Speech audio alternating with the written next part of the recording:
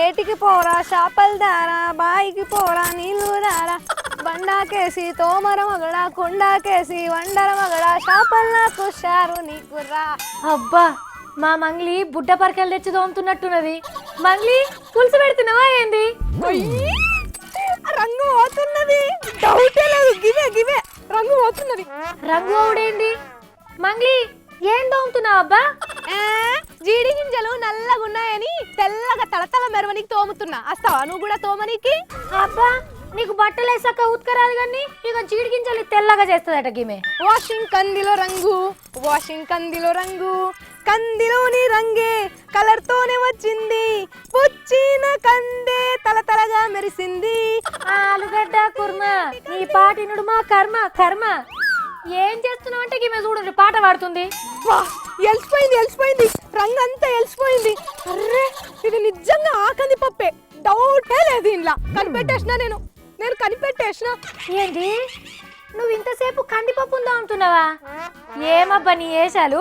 అబ్బా చేపలు అనుకొని నువ్వు సత్తి మెక్కనికి వద్దాం అనుకుంటురా. మంచిగా తీసిన సంఘానికి అధ్యక్షురాలివి నువ్వు మాకు తిండి పెడతావా?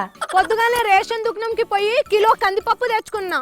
సరే గాని కందిపప్పునేంది శాపం దోమినట్టు దోమిను? ఇన్నొద్దులు మస్తు పిరమున్నది కదా కందిపప్పు. ఇప్పుడేమో కంటికి కనిపించేటట్టు మంచిగా పసుపు రంగు చేస్తుండ్రు సావిత్రి. చూడు మళ్ళా ఈనటోడు ఉండాల గాని ఈమానాన్ని ఈగలెత్తుకుపోయినాయని చెప్తావు నువ్వు. కందిపప్పుకు రంగేసిపోయిందబ్బా? ఏహే నిజం. పురుగుల పడి పుచ్చిన కందిపప్పు, పనికిరాని కందిపప్పునంతా తెచ్చి ఎవ్వరు గుర్తుపట్టకుండా రంగేసి ఇట్లా అమ్ముతుర్రు. అట్లా చేసి తీటల సార్ ఊకుంటాడా? అప్పుడు దొడ్డు బియ్యాన్ని సన్న బియ్యం చేసి అమ్మినోళ్ళను ఏం చేసిండు? మరి కందిపప్పుకు రంగేసి అమ్మేటోళ్ళని ఏం చేయలేదా ఇప్పటి వరకు? సార్కి ఇంకా తెలవనట్టుంది.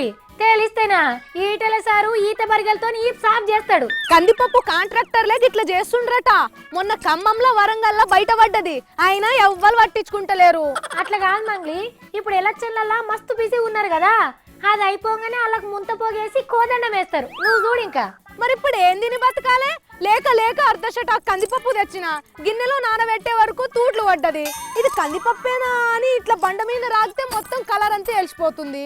ఈ కాంట్రాక్టర్లకు ఎన్ని మాటలు చెప్పి నింతేనబ్బా.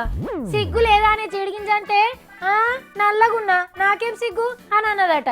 గాలది కూడా గిట్లనే ఉన్నది. కూర వండుదామంటే నూనె కల్తీ, కారపొడి కల్తీ, బియ్యము కల్తీ, ఇట్లా కందిపప్పును కూడా కల్తీ చేసిండ్రు. ఇంకేం తిని బతకాలే? కల్తీ లేకుంటే కాంట్రాక్టర్లు ఎట్లా బతకాలో చెప్పు? వాళ్ళ పొట్ట మీద కొట్టినట్టు కాదా? కందిపప్పును కల్తీ చేస్తున్న కల్తీ కాంట్రాక్టర్లకు రోజు 3 పూట్ల కందిపప్పే వండి పెట్టాలి, అప్పుడు ఎరకైతది.